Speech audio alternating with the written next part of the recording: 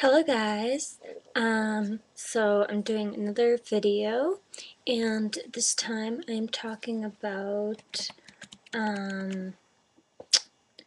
my history of my cameras, and I'm going to start with my first ever point and shoot camera, which was actually this, and look at how worn it is.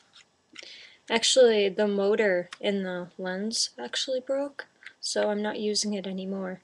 But you can see how much wear and tear there was on this thing. Yeah. But the thing about this camera was it did have, oh, before I say anything else, this was a CyberShot S DSC S90, and it is bulky, as you can see, but it was my favorite camera, and it got me my first published image. It's only a 4.1 megapixel camera, but the thing about it was, when I was buying the camera actually, the salesman tried to sell me a Canon. And the way that they sold it to me was they told me that it had a larger screen in the back. And I was like, yeah, I'm all for that. So I got it.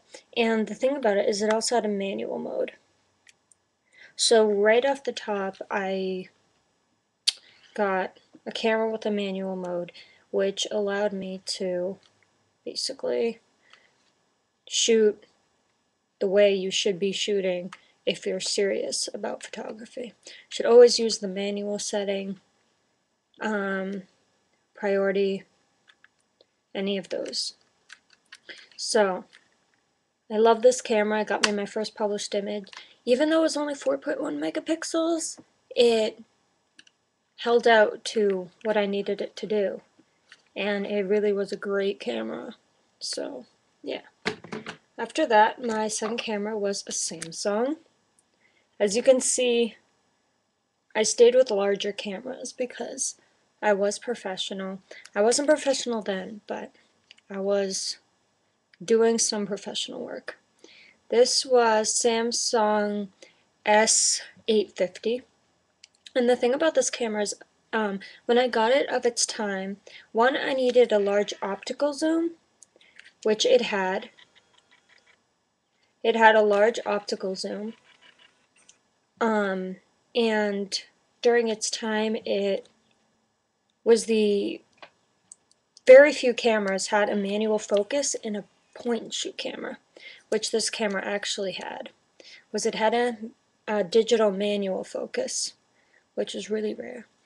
And so, again, this camera had a manual setting, and it also had all the other. But this was a step up. It's a 8.1 megapixel camera, so 4 more megapixels on my first camera, but still really, really good. The thing about this camera was it was powered by two AA batteries, and the batteries drained really fast.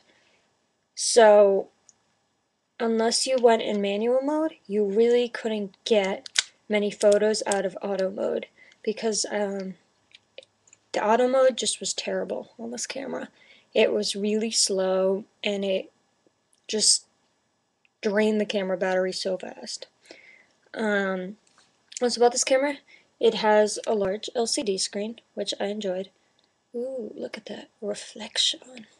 And Samsung is known for making very good products, and the picture quality on this was astounding for its small, compact size, and it really did. And it had a lot of choices, and yeah, even the video was really good on this camera. The video was really good. My next camera was a Fujifilm, and thing I didn't like about this is it was really poor quality for the camera. I was not happy. It was high in noise. It was, although it had a great optical zoom, it was very high in noise, and I did not like that. Also, the movie mode was terrible. It had a terrible movie mode.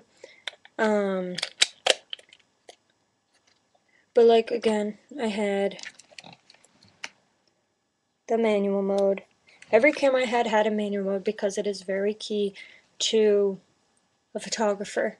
You need to know how to shoot in the manual mode before anything. So yeah, this was a birthday present for me.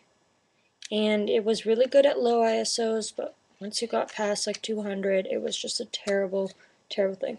Oh, and it did have a 10 optical zoom, which was really great because I needed a large zoom. And again, this took 4 AA batteries. The life wasn't that great. And it took an SD card. I mean an XD card. Not an SD card, so I had to go out of my way to purchase one of these little babies. And I didn't mind because, again, so this camera was decent. I never got any publications with it, but it's a decent little camera to have around. After that, I got my first DSLR, which is the Nikon D60, and I actually forgot to bring that one over. Ha ha ha ha. Oops, sorry. But yeah, as you know, the D60 is a smaller SLR. It's a beginner's SLR, and it does have interchangeable lenses, and it really was one of my favorite little baby cameras, and I still use it today, like a lot. And it really is great. And it has, yeah, I don't know, I'm very blah today, so excuse me. And then my current camera is this baby.